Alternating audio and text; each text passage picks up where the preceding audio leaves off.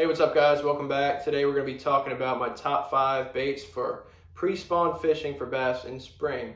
So let's go ahead and get into the first bait. First up, we got the crankbait, specifically ones with flatter sides, just because that will cause the action to be a little bit tighter and it's going to be more finesse, and it's just going to keep those fish interested without scaring them away.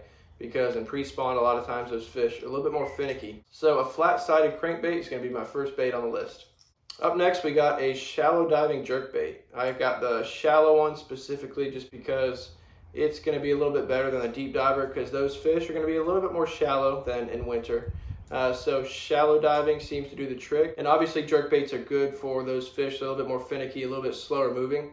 So a jerkbait is still a really good choice in pre-spawn, which is why this is going to be the second bait on my list. Up next, we got a Swimbait. Now specifically here, I got a paddle tail with kind of some ribs on it, but I was just mostly going for something that's got a paddle tail. That's a soft plastic, which you can use on a lot of different things. The reason that I like to use this is because you have the option of throwing it on just a jig head and throwing it like a normal swim bait, or you can throw it on something like an underspin. And if you want something that's got a little bit more noisy action, then you can always throw it on an underspin or even a chatterbait. So you have a lot of different options with these, which is why this is going to be number 3 on my list.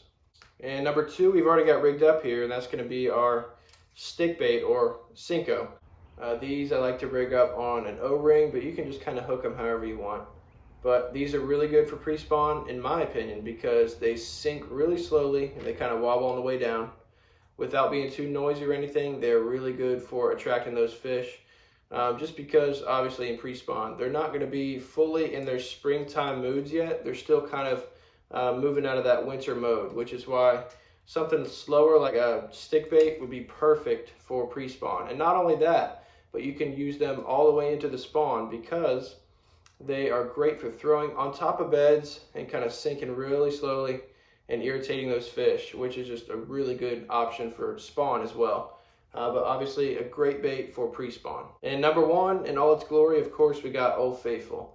Now I kept this separate from swim baits because it's a lot smaller and it's also got a curly tail rather than a paddle tail. I like these because they're really good for throwing in tight areas. If I'm in a kayak and I'm fishing in a river and I just want to throw something under trees, this is perfect for it. Its small size is really good for those finesse presentations that you need during those times of finicky bass, which is something that pre-spawn does entail a lot. So perfect bait for pre-spawn just because of its small size and its ease of use. And that's pretty much it for my top 5 pre-spawn baits for bass fishing in spring. Just let me know in the comments what you think and what are your favorite baits for pre-spawn.